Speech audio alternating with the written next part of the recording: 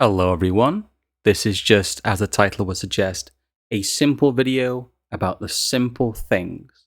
It is a running theme in a lot of our work that we talk about what is generally ignored in the headline news, which is the normal workings of what is effectively Western society in the aggregate. It is logistics, it is warehousing, it is storage, it is manufacturing, it is people's jobs, it is people's lives. That's all an economy is made up on. It's made up of simple things, simple interactions, and small mercies, really, that add together to keep an economy running and keep people fed, employed, and nominally, if not happy, then at least content, or at the very worst, subsisting. And a running theme in much of our work is that many of these things have been ignored and are starting to actively be attacked. The managerial class does not have absolute power, as some suggest. They are not really the abstract shapers of reality. They react to it in the same way we do, and a lot of their power is through framing it. That's been a long-running theme in a lot of our work. But it is something we talked about in the skills collapse. It's something I talked about during the population crisis, and so did Evelyn. And the food security stream we just did as well. All of these have a running theme, which is that those in power are ignoring all of the boring stuff that gets work done. It is things like infrastructure. It doesn't sound like it would affect the way a country works, but the state of, say, the road network in the UK and the road network and infrastructure in the US does have an effect on aggregate production. And a lot of the reason for the state of things is malinvestment. If you go back to some of our economic streams and more economics-focused content, you will see that we flag up time and time again, like we did with our infinite bubble stream, that the downstream effects of the money printer is that money is put in the wrong places, is used for the wrong things, the wrong economic signals are sent, and that creates a compounding effect in which you get stagnation, or at the worst, you get collapse eventually. It is a non-sustainable situation. But it's quite a simple process, really, and there are quite understandable reasons for it. If you look at just the way reality is, we joke about being the describers of reality, but unless you are somebody who is completely inculcated in the myths of the current moment, there isn't anything objectionable in what I'm about to say. There is ever closer management. That is a fact. You can see it in all walks of life, that the society we live in, the economies we have to do work in, international travel, international relations, all of it is much closer managed by an elite who feels they are much more powerful and much more able to intervene in events. Whether that is true or not is debatable, but it is what is being attempted, is ever closer management. But if you look at the managerial class, they are, even more so than in the past, career politicians and lack specific technical knowledge. A lot of them will come initially from the legal field or increasingly NGOs, but many of them are just lifelong apparatchiks. They are mandarins. They are people who speak a different language and do not understand how private industry works, especially things like manufacturing. And they don't feel like they need to be technically competent, as they assume there is an inexhaustible supply of technical people and technically competent people to draw from. So the current managerialists inherited the system they operate, and they do not understand its workings, even in their own limited spheres. Having encountered politicians personally and having spoken to people who run large public bodies or partake in very high-end academic research, I'm always alarmed by one, an orthodoxy in their methods of thinking, and two, a lack of just general knowledge, of distributed knowledge. We talked about during our Skills Collapse stream and also in the Skills Collapse piece on the Substack, which has since really been labeled wider as the competency crisis, but it is the same effect. It's the same thing we're talking about.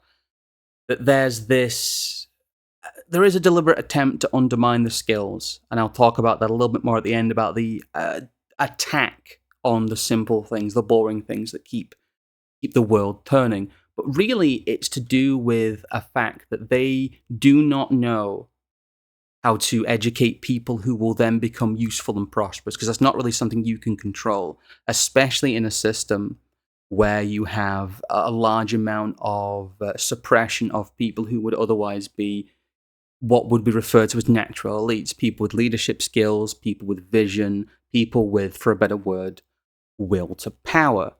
But a lot of that is being suppressed. Some of it deliberately and some of it just systematically.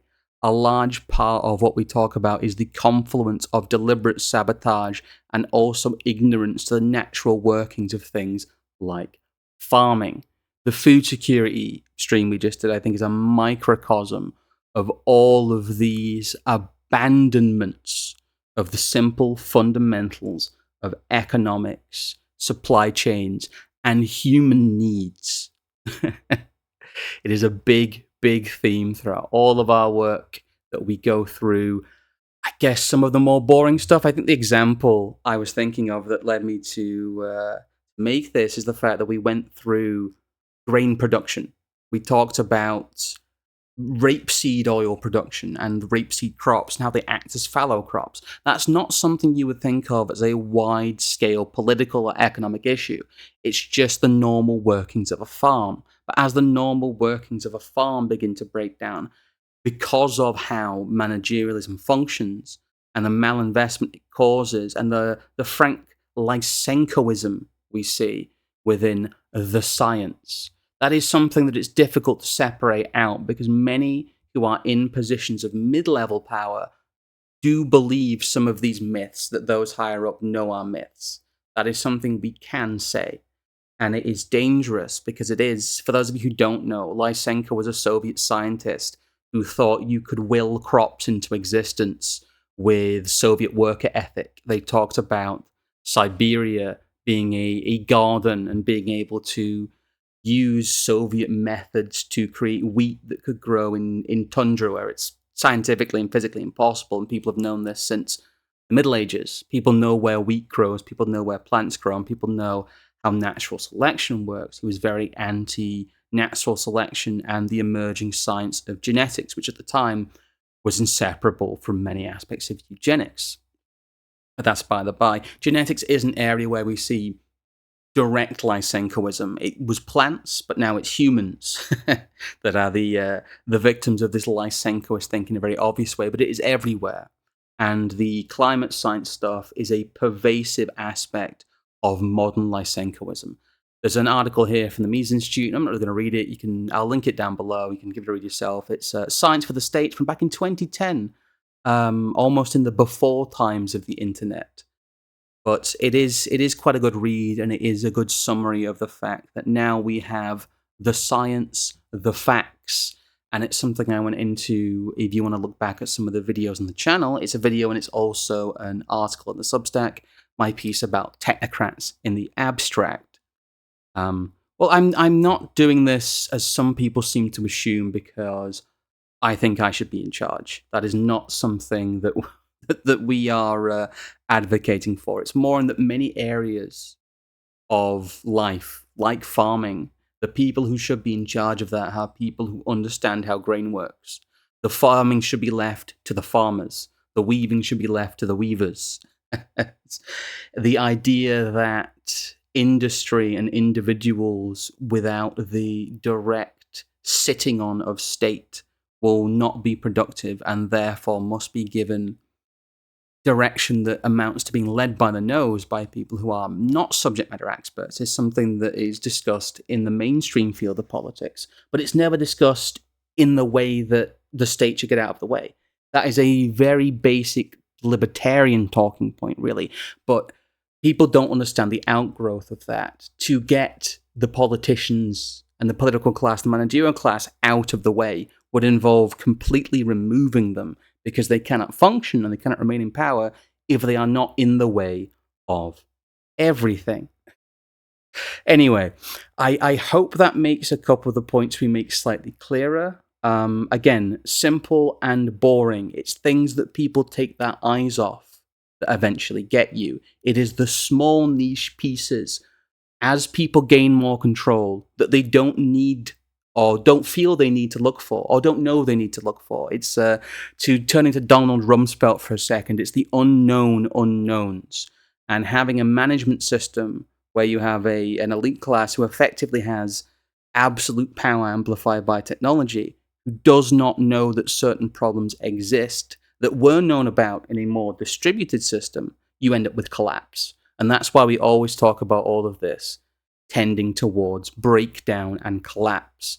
It's breached into, as I said earlier, the mainstream sphere, at least the mainstream sphere on what would be considered the right, with the discussion of competency crisis and the outgrowth of positive action and decades and decades and decades of very poor education that teaches people wrong for political reasons. Again, very Lysenkoism. But this is where we find ourselves.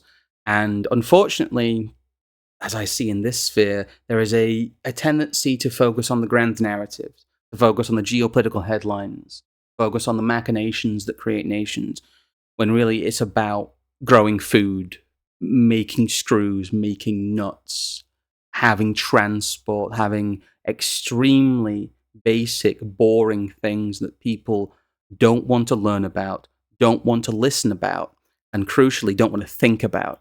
And eventually, that will cause a sense of universal breakdown. And that is unavoidable, unfortunately, with the current set of people we have in power, and one of the central theses of our work. Anyway, thank you guys for listening. I'll talk to you guys on the next one, and have a good evening. Bye.